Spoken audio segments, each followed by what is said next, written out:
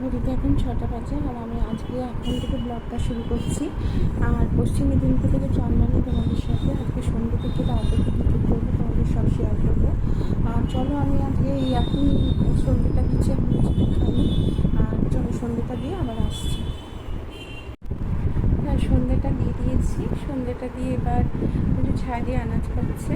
কী মানে সকালের আনাজটা কেটে আসলে সকালে অনেক দেরি করে আসে তো, তাই সকালের আনাজটা কাটিয়ে নিচ্ছি। আর চলো দেখি কি মানে আমি আর ছোটো মেয়েটাও থাকবো, মানে খাবো। আর সেই কারণে কী আনাজটা কাটছি চলো দেখাবো।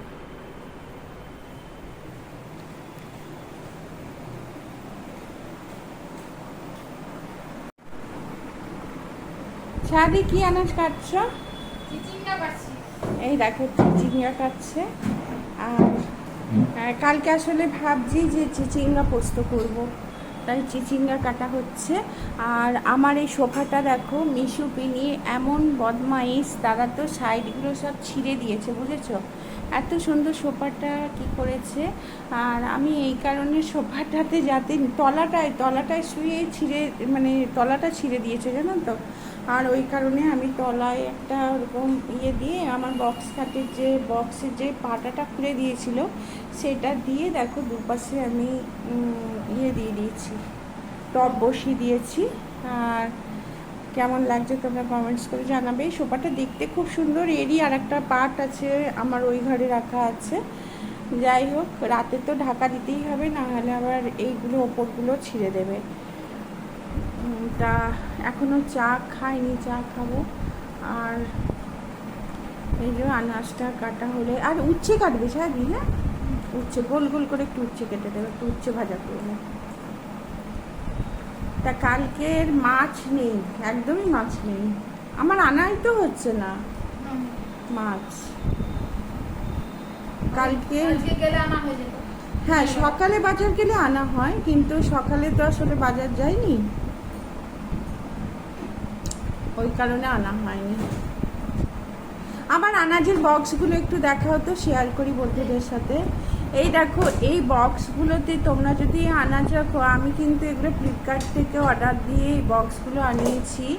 আর এই বক্সে আনাজগুলো এত টাটকা থাকে মানে চিন্তা করতে পারবে না, এবং তোমাদের রাখতেও হ্যাঁ তোমাদের রাখতেও সুবিধা হবে মানে বক্সে। তাই এই বক্সগুলো তোমাদের সাথে শেয়ার করলাম। আর বাইরে থেকে দেখতে পাবে, হ্যাঁ কি আছে বাইরে থেকে দেখতে পাবে। একটা সামনে দাও তো দেখাই। হ্যাঁ এই দেখো এই বক্সগুলো দেখো, আমি কিন্তু বাইরে থেকেই দেখতে পাচ্ছি যে এর মধ্যে পটল আছে, সুতরাং হ্যাঁ আমি বাইরে থেকে দেখেই নিতে পারবো যে কি আছে না আছে। আর সবজিগুলো এত টাটকা থাকে কি বলবো তোমাদের। এই বক্সগুলো আমি ফ্লিপকার্ট থেকে অর্ডার করে, আমি বেশি আনাইনি, 3টে আনিয়েছিলাম, 3টে না 4টা, আর একটা পাচ্ছি না, হয়তো শোকেসে আছে। তাই বক্সগুলো তোমরা যদি নিতে চাও তাহলে ফ্লিপকার্ট থেকে অর্ডার দিয়েও পেয়ে যাবে। তা কালকে কি রান্না করব সেইটা ভাবছি, চিচিঙ্গা পোস্তই করব, উচ্ছে ভাজবো, মাছ জানি না। ও কালকে রবিবার আছে তাই না, বাবা বোন তো ছাড়বে না, মাংস খাবে, থাক ওটা থাক, তাহলে আর পোস্ত করবো না বুঝেছো, মাংস চিচিঙ্গা ভাজা উচ্ছে ভাজা করে দেবো, তাই না?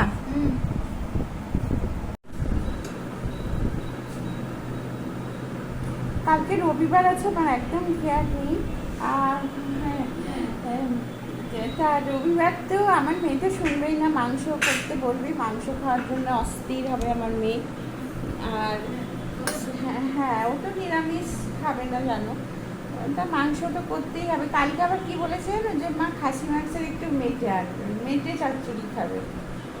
তা আমাদের যে গাড়ির ড্রাইভার তাকেই বলবো আনতে, তাহলে ওই মেটে দিয়ে আলু দিয়ে চচ্চড়ি করতেই হবে, নাহলে শুনবে না। আর চিকেনটা বুধবার খাওয়া হয়েছে, ওই কারণে চিকেনটা হয়তো আর খেতে চাইবে না, তাই জন্য একটু মেটে আনবো কালকে ভাবছি। আর মেটে এনে তরকারি করবো।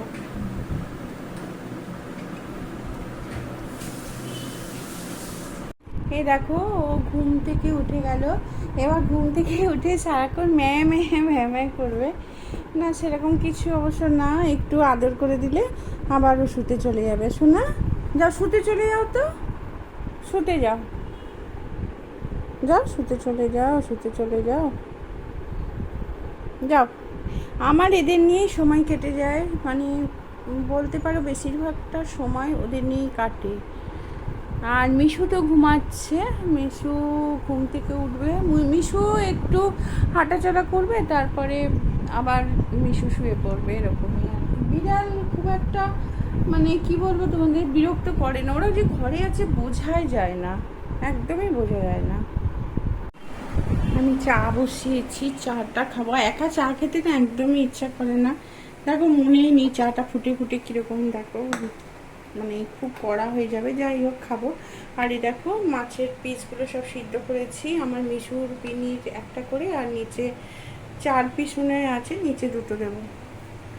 তা আমি চাটা দুধ দেবো,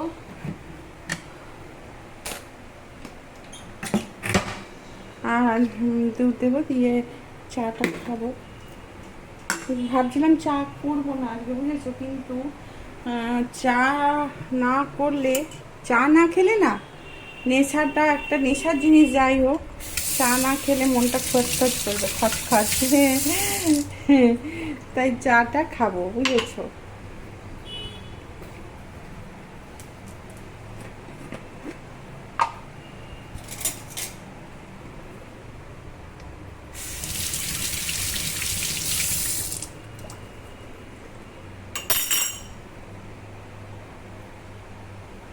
সমস্যা কোথায় ভেতরে ঢুকে গেছে। আমি লিকার চা একদমই খাই না, আমাদের বাড়ি কেউ লিকার চা খায় না, আমরা সবাই দুধ বেশি, চিনি বেশি, চা দিয়ে করি।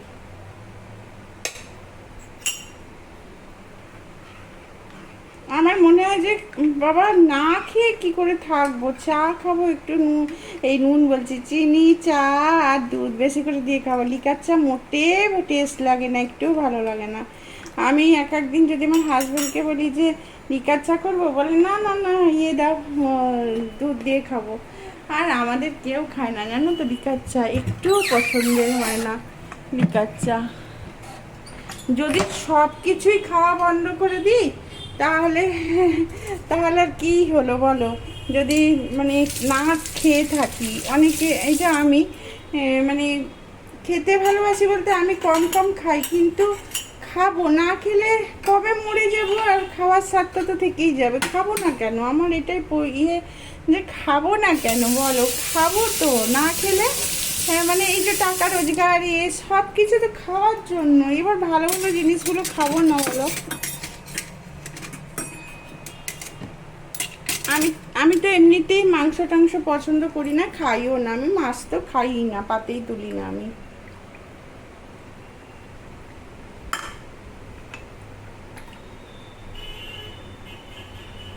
এই চাটা বেশি হয়েছে, কিন্তু কি করবো আর।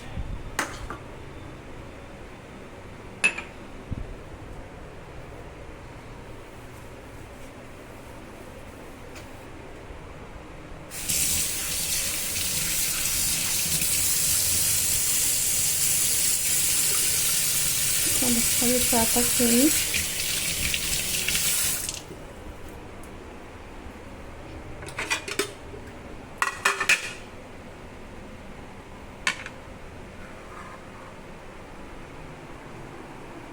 চা খাবো আর এক বাটি চাল ভাজা নেবো। আমার ওই ভাইজির শ্বশুরবাড়ি থেকে চাল ভাজা দিয়ে গেছিলো আমার বাপের বাড়িতে, আর আমার দিদি নিয়ে এসছে চাল ভাজা।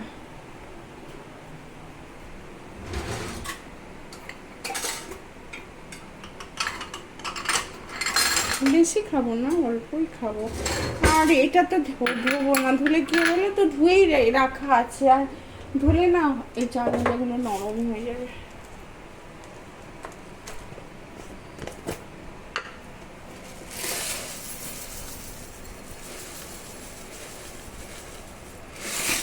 ব্যাস এটা খাবো খেলে।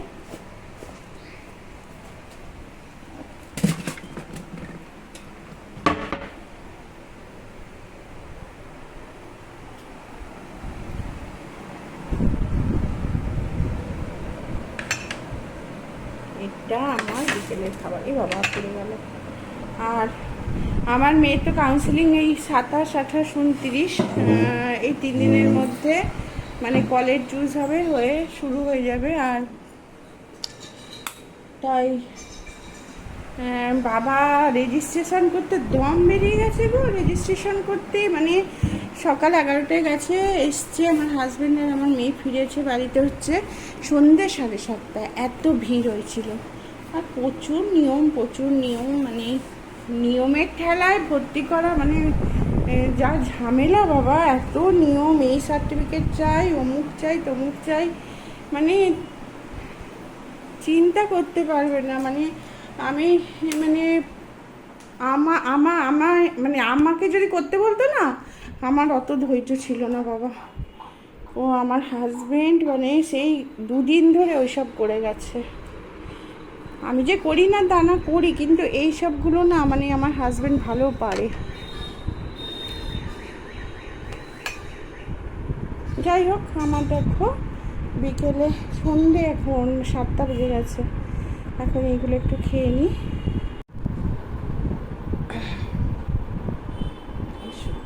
সবাইকে বলে দাও তো যে তোমরা কেমন আছো। আমি আর আমার দিদি ভালো আছি, বলে দাও তো, বলো বলো। আমার মাম্মাম কিচ্ছু বকে না আমাদের, আমরা যত দুষ্টুমি করি কিচ্ছু বলে না, বলে দাও, বলে দাও, বলো তোমরা কেমন আছো।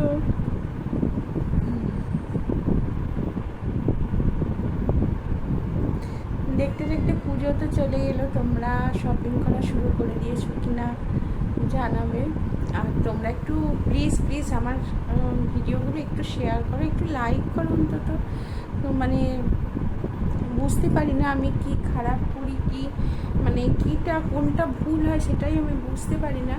আর তোমরা যদি একটু কমেন্টস করে জানাও যে আমার কি ভুল হয়, তাহলে সেটা আমি সত্যিকারের মানে চেষ্টা করব ঠিকভাবে করার জন্য। আর মাঝে মাঝে ভাবি যে ভিডিও করবো না, কারণ কেউ দেখবো না তোমরা, সেই কারণে ভাবি ভিডিও করবো না, জানো তো। তারপরে ভাবি যে না করি, সময়টা অন্তত কাটুক আমার, এই আর কি। দেখো কেমন আদর খাচ্ছে, দেখো।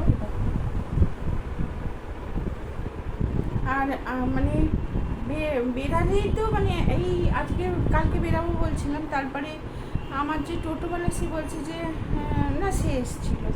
তারপরে আমার ছোটো মেয়ে বলছে মা যা, আজকে আর যাবো না। কী হয়েছে জানো তো, আমার যে ক্রেডিট কার্ডটা সেটা আমি না একটু আমার হাজব্যান্ডের সাথে একটু রাগারাগি হয়ে আমি ক্রেডিট কার্ড হাজব্যান্ডকে ফেরত দিয়ে দিয়েছি। মানে ওর আলাদা আমার আলাদা, ও আমাকে দিয়েছে ক্রেডিট কার্ড, আমি ফেরত দিয়ে দিয়েছি। ভাবছিলাম যে যাবো, গিয়ে রিলায়েন্স থেকে কিছু ড্রেস কিনবো। তা ওকে জিজ্ঞেস করছি, ও দেখি মানে বলছি যে এই দেখো না কোথায় রেখেছি, ঠিক খেয়াল নেই এরকম করে যাচ্ছে। আমি আর রাগে যাইনি, জানো, না গিয়ে টোটোওয়ালা এসেছিলো, তার সাথে আনাজ কিনতে চলে গেছিলাম, সবজি ছিল না। তা আজকে তো আর যাবো না, আর দেখি কী করে। আমার হাজব্যান্ড বলছে গাদা জামা কাপড়, শুধু কারি জামা কাপড় কিনছে। আর আমার মেয়েরা কী করে জানো তো, জামা কিনলো তো, বিশেষ করে আমার ছোটো মেয়ে জামা কিনলো, একবার করলো সেটা তার ধারে কাছেই যায় না। প্রতিটা বিয়ে বাড়ি এলেই মানে চেনাশোনা কারোর বিয়ে বাড়ি এলেও, ওর বন্ধুর অবশ্য বিয়ে হয়নি, ও তো খুবই ছোটো। আর কোনো মানে বন্ধু দিদি বা কারোর আমাদের রিলেটিভ কারোর বিয়ে হলে ওদের ড্রেস কিনতে হয়, কিন্তু সেই ড্রেস আবার পরের বিয়েতে পরবে না, বুঝেছো, তখনও আবার নতুন কিনবে। এই করে মানে আলমারি ভর্তি হয়ে গেছে কত, মানে তার জন্য ওয়ার্ড্রপ কিনেছি, সে তাতেও ধরছে না এরকম। তাও তো বড় মেয়ে এখন পুনেতে চলে গেছে, আর পুনেতে ও অনেকে ড্রেস নিয়ে চলে গেছে, কিন্তু ওখানে আবার কিনছে, গাদা কিনছে। এদের কি মানে শুধু কেনা। ওই জন্য পুজোর আনন্দটাই মানে ড্রেস কেনাতে আমার মনে হয় না মানে আমাদের যে আগে আমাদের জেনারেশনে যারা মানে আছো তারা নিশ্চয়ই বুঝতে পারছো, আমাদের সময় মানে এতটাও ছিল না। আমরা কি হয়তো মানে পুজো আসছে এটা আমাদের ভীষণ ভালো লাগতো, ভীষণ মানে কি না নতুন জামা কাপড় হবে, মানে একসাথে হয়তো 3 দিনে 3টাই হতো, সপ্তমী অষ্টমী নবমী। আমার বাবা হচ্ছে মেয়েদের খুব ভালোবাসতো, জানো তো, মানে মা হচ্ছে ছেলেদের, বাবা হচ্ছে মেয়েদের। আমি তো ভীষণ মানে খুব আদরের ছিলাম, এরকম আমি আর আমার দিদি। আমার বাবা দাদাদের 2টো করে দিলে আমাদের 3টে করে দেবেই, মানে সপ্তমী অষ্টমী নবমী। কিন্তু ওই সব সময় যে জামা কেনা ওটা হতো না। ধরো সরস্বতী পুজোয় দিত, পয়লা বৈশাখে দিত, এইরকম। আর মানে এখনকার জেনারেশনে মানে সব সময় তাদের শপিং চলছে, সব সময়। আমি তো মেয়েদের সাথে যাই, রিলায়েন্স যাই, ম্যাক্স যাই, তারপরে সাউথ সিটি মল যাই, মানিস্কট যাই, মানে সারা বছর এত ভিড় থাকে, আমি মানে অবাক হয়ে যাই এদের এত কেনা। মানে ওই জন্য না পুজোটা ওরা এনজয় করতে পারে না ঠিক। এনজয় বলতে কি, ওদের জামা কাপড়টাই এনজয়। আর আমাদের যেমন প্যান্ডেল হওয়া থেকে মানে কী যে আনন্দ হতো, বন্ধু বান্ধব, খেলাধুলা, ঘোরা, মানে একটা বিশাল আনন্দ পুজো। মানে প্যান্ডেলের বাস ধরেও মানে আমি তো মানে দোল খেতাম রীতিমতো। আর বাবা ডাকতে যেত যে বাড়ি আয় এরকম, মানে ভীষণ মজা করতাম, ভীষণ মজা। পুজো মানে ভীষণ মজা। সেই মহালয়ার দিন ভোর থেকে উঠে মানে ফুল পাড়তে যেতাম, শিউলি ফুল পাড়তে যেতাম। এখনও মনে পড়ে সেই সব কথা, আর মনে হয় কতগুলো বছর বেরিয়ে চলে এলাম। সত্যি তাই, মানে মাঝে মাঝে মনটা খারাপও হয়ে যায়, যে মনে হয় যেন এই সেদিন মাধ্যমিক পাস করলাম, সেদিন উচ্চ মাধ্যমিক পাস করলাম। তারপরে আমার যখন অনার্সের রেজাল্ট বেরায়, মানে হিস্ট্রি অনার্স ছিলাম, আর্টস নিয়ে পড়েছি, হিস্ট্রি অনার্স। যখন রেজাল্ট বেরা অনার্সে, তখন আমার বাবা গিয়ে দাঁড়িয়ে মানে দূর থেকে দাঁড়িয়ে হাসছিল। তখনও কিন্তু রেজাল্টটা হাতে পাইনি, বেরায়নি লিস্টটা। তা বাবার কাছে ছুটে এলাম, বললাম তুমি যাও, আর আমি রেজাল্টটা বেরালে আমি বাড়ি চলে যাব। তখন তার মোবাইল ছিল না, সেই কারণে টেনশনে বাবাও চলে আসতো। তারপরে তো দেখলাম নম্বর খুবই ভালো ছিল অনার্সের। আর আমার সেরকম মাস্টারও ছিল না, মানে প্রফেসরের কাছে পড়তাম, একজন প্রফেসরের কাছেই পড়তাম আমি। যাই হোক, 5 ভাই বোন তো সবসময় সম্ভব থাকতো না, তা এই আর কি। আর আমার মামা তো আমাকে ভীষণ ভালোবাসতো, মামা বাড়িরও আমি সবার ছোট ছিলাম, ভীষণ ভালোবাসতো। আর আমার মামা তো মানে ডক্টরেটে এত ভালো রেজাল্ট করেছিল, মানে মামা শুধু বিদেশেই ঘুরতো, বিদেশে। আমার মনে পড়ে মামার কথা, যে ইটালি গিয়ে না আর কোনো ভাগ্নিদের জন্য কিচ্ছু আনেনি, কিন্তু আমি এত আদরে ছিলাম মামার কাছে, আমার জন্য ইটালি থেকে জামা পাঠিয়েছিল। আর আমার মামা হচ্ছে জার্মান, ইটালি, আমেরিকা সবসময় এইভাবে ঘুরতো, কারণ আমার মামা ওরকম উঁচু পোস্টেই ছিল, মানে কোম্পানি থেকেই মামাকে সব জায়গায় বিদেশে ঘোরা হতো। আর মামার নেশা ছিল, মামা নিজেও ঘুরতো। আর আমার জন্মদিন যদি থাকতো, আমার আজও মনে পড়ে জার্মান থেকে মামা আমাকে কার্ড পাঠিয়েছিল, হ্যাপি বার্থডে। স্মৃতিগুলো আজকে মনে পড়ছে, খুব খারাপও লাগছে, আবার ভালোও লাগছে মনে করে। দেখতে দেখতে বয়সও হয়ে যাচ্ছে, মনে হচ্ছে যেন এই সেদিন কত ছোট ছিলাম, কত আবদার করতাম, জামা না দিলে কান্নাকাটি জুড়ে দিতাম, এইরকম আর কি।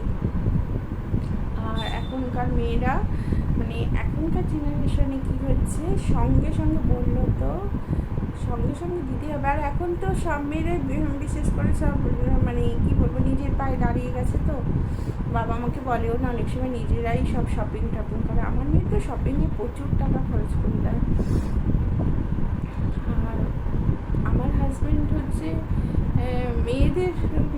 মেয়েরা কিছু করলে না নেই, তাও মাঝে মাঝে একটু বলে যে এত কী করবি, এত জামা কাপড় কী করবি, এই আর কি। আর এই পুরোনো স্মৃতি মনে পড়ছে, কারণ অনেকগুলো মানুষকে হারিয়ে ফেলেছি, তো অনেকগুলো মানুষকে সব অল্প বয়সে হারিয়েছি, জানো তো। আর মা কত বছর হলো চলে গেছে, বাবা, বড়দা, বড় বৌদি, মেজদা, সবকে হারিয়েছি আমি। আমার মামা যে ভালোবাসতো, মামাও চলে গেছে খুবই অল্প বয়সে। আমার মা যেহেতু মানে ক্যান্সার হয়েছিল মায়ের, মার চলে যাওয়াটা আমার মামা নিতে পারেনি। চাকরি করতে আমার মামাও মারা গেছে, সবাই অল্প বয়সেই গেছে। আমার দাদা তো বড়দা তো মাত্র 39 বছর বয়সে মারা গেছে, এই আর কি। তা হয়তো ঠাকুর সব সহ্য করিয়ে দেয়, বুঝেছো? ছোটোবেলায় ভাবতাম যে মানে দেখতাম এসব, আমি না মানে দেখতাম, আমার ছোটো থেকে এগুলো আছে যে সব কিছু দেখতাম আর ভাবতাম যে মানে আমার মা বুড়ি হয়ে যাবে, আমার বাবা বুড়ি হয়ে যাবে, কেমন লাগবে। আমার মেজদাও খুব আলোচনা করতো এগুলো, তা বুড়ি আর দেখতে হয়নি আমাকে, এই আর কি। আজকে এই নিয়েই কাটিয়ে দিলাম তোমাদের সাথে বক বক করি। আর তোমাদেরকে একটু রিকোয়েস্ট করবো আমার ভিডিওগুলো শেয়ার করো, আর তোমরা খুব ভালো থাকো, সুস্থ থাকো। আর কী করবো বলো, ভিডিওটা বড় হয়ে গেল, বক বক করতেই বড় হয়ে গেল। আর আমি তো হিস্ট্রি অনার্স নিয়ে তোমার ভালো রেজাল্ট, মানে এই পশ্চিম মেদিনীপুরে পিনি দেখছে, জানো তো, আমি কথা বলতে পিনি দেখছে। হিস্ট্রি অনার্স নিয়ে আমি মিশন গার্লসের ছাত্রী, এখানে মানে পশ্চিম মেদিনীপুরের মানে মেদিনীপুর শহরের একটা পশ্চিম মেদিনীপুরের নাম করা স্কুল মিশন গার্লস, সেই স্কুলে। আর আমরা যখন পড়েছি তো একবারে মানে মানে মিশনে পড়ছি শুনলেই সবাই ভাবে ভালো পড়াশোনা, এরকম আর কি। চান্স পাওয়া ভীষণ কঠিন ছিল, তা সেই স্কুল থেকেই পাস করেছি। আর কলেজ ছিল মেদিনীপুর কলেজ, সেখান থেকে অনার্স পাস করেছি। তা চাকরিটা আমার খুব একটা মানে নেশা ছিল না চাকরি, তাই জন্য আমি অতটা এগাইনি। তারপরে বিয়ের পরই আমি পাস করার সাথে সাথে আমার বিয়ে হয়ে গেছে। তা আমার হাজব্যান্ড খুব চেষ্টা করেছিল যাতে আমি পরীক্ষা দিই। আমার রেজাল্ট দেখে একজন আমাকে মানে পার্ট টাইমার হিসেবে দেখা করতে বলেছিল, নেবে বলে হিস্ট্রি ডিপার্টমেন্টে তাদের। তা আমি সেটাও যাইনি জানো। আর আমি এসএসসিতে বসিয়ে নি, আমার বন্ধুরা সব চাকরি করছে, ওরা শুনলে অবাক হয়ে যায়, বাবা তুই ইয়েতে বসলেই না। আমি বসলে হয়তো প্রথমবারে না পাই, দ্বিতীয়বারে পেয়ে যেতাম, কিন্তু বসিনি। আর বিয়ের পর তো আর ভাবিনি, কারণ আমার হাজব্যান্ডের বরাবরই বাইরে চাকরি, যে মেয়েদের জন্য আমি সেটা ভাবিনি। মানে মেয়েরা তো বিয়ের পরের বছরই আমার মেয়ে হয়ে যায়, সেই জন্য আর ভাবিও নি জানো তো চাকরির কথা। যাই হোক, আমি হয়তো মেয়েদেরকে কাছে ভালো করে মানুষ করতে পেরেছি, হয়তো মানুষ করতে পেরেছি ভালোভাবে। যাই হোক, এটাই আমার কাছে সার্থক হয়েছে, এটাই আমার কাছে সাফল্যতা পেয়েছি আমি। কারণ মেয়েদেরকে এই টিউশনি ছাড়া আমার হাজব্যান্ড যেহেতু থাকতো না, আমি সব করেছি একাই। নাচ শিখেছি, গান শিখেছি, আঁকা শিখিয়েছি, মানে সব কিছু। আমার বড় মেয়ে রাজ্য থেকে প্রাইজও এনেছে আঁকার জন্য। আবৃত্তি তো দারুণ করে, তোমরা হয়তো অনেকেই জানো। আর আমার মেয়ে হচ্ছে জগন্নাথ বসু, উর্মিমালা বসুর কাছে আবৃত্তি শিখেছে। আর প্রথম শিক্ষা হয়েছে নমিতা মাঝি, আর নাচ হচ্ছে সবিতা সাহা, আঁকা প্রসেনজিৎ মণ্ডল। মানে যেখানেই যায় ফার্স্ট। আমার ঘরে মানে ভর্তি ট্রফি আছে, ভর্তি। আমার ছোটো মেয়েও গান খুব ভালো করে, তবে এখন আর হয় না পড়াশোনার জন্য। আর বড় মেয়ের না ওইগুলোই ন্যাক ছিল। আমার বড় মেয়ে ছোটো থেকে 2.5 বছর বয়সে স্টেজে উঠে নেচেছে এরকম। আর ছোটো মেয়েকেও গান শিখিয়েছি, আঁকা শিখিয়েছি, এবং প্রাইজও এনেছে অনেক। এটাই আমার মনে মানে ভালো লাগা, এটাই আমার ভালো লাগা। আমিও ছোটোবেলা থেকে মানে নাচ টাচ করতাম, মানে এইসব নিয়ে অনেক থেকেছি আমি আর কি। যাই হোক, তোমাদের সাথে অনেক বক বক করলাম। আর তোমরা আমার ভিডিওগুলো শেয়ার করো, ভালো লাগলে একটা লাইক কমেন্ট শেয়ার করো। আজকের মতো বিদায় নিচ্ছি, শুভ সন্ধ্যা। রাত অবধি দেখাবো বলেছিলাম, কিন্তু কি দেখাবো বলো তো, কিছুই তো করবো না আমি কিছুই করবো না, একা একা কি করবো বলো, কিছু রান্নাও নেই। রাতে তো ভাত খাবোই না, বাবুওয়ালার ভাত আছে, গরম করে খেয়ে নেবো। আর আজকে রান্না করেছিলাম, ডাল করেছিলাম, ভেঙে দিয়ে ডাল, আর পুঁই শাক, আলু সব বড়ি টড়ি দিয়ে একটা চচ্চড়ি করেছিলাম, ডিম কষা করেছিলাম। আর ছোটো মেয়ে রাতে ভাত খাই না, আমিও খাবো না। তাহলে তোমরা সকলে খুব ভালো থেকো, পুজো আসছে, খুব আনন্দ করো, পুজোর জামা কাপড় কেনাকাটা করো।